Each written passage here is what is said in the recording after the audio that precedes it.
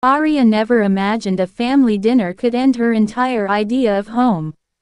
One moment she was passing the mashed potatoes across her parents' dining table in Rosefield, and the next, her father's voice sliced through the quiet like a blade. "We don't need your money anymore." Her mother followed without hesitation, "And we don't need you either." Then Lila, her younger sister, once the child she used to protect from late-night arguments, leaned back in her chair, arms crossed, and added, "Yeah.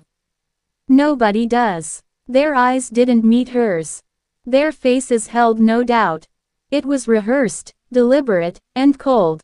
Arya didn't argue. She didn't cry. She simply stood up, walked outside into the winter air, and let the silence wrap around her like armor. For years she had been their safety net.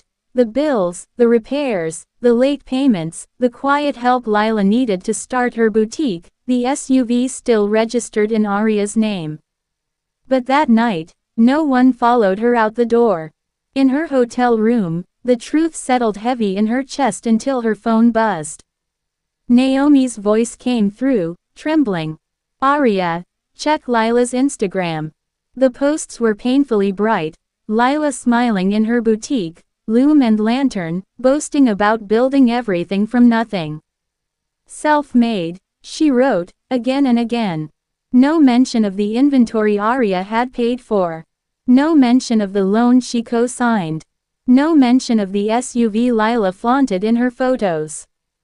The comments were full of praise, all echoing the same lie. Something inside Arya clicked into place. Not rage, not heartbreak, but clarity. She opened her laptop and stared at years of transactions, transfers, and loan agreements she had covered for a family that now pretended she was never part of any success they had. Silence, she realized, wasn't defeat.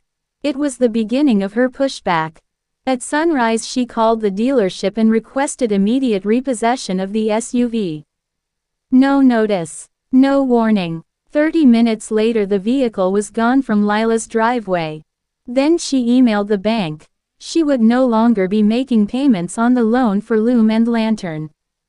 Every responsibility was handed back to its rightful owner with a single click. Rosefield reacted quickly. By afternoon, gossip was everywhere, whispers about the SUV, the boutique's missed payments, the cracks in Lila's perfect narrative. When Arya finally walked into Loom and Lantern, she found Lila mid-fight with Harper. He looked betrayed, confused, piecing together the truth. Lila's eyes widened when she saw Arya.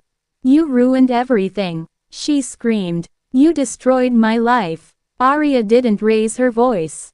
"I didn't destroy anything," she said quietly.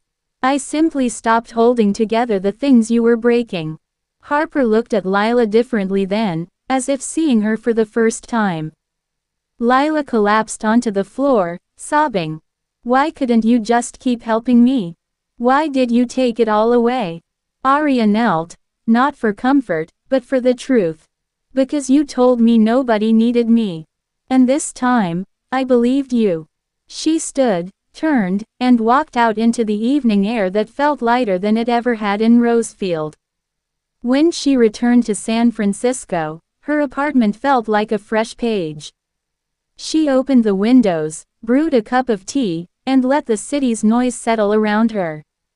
She didn't feel victorious. She felt free. For the first time in her life, she wasn't carrying a family that never learned how to carry her.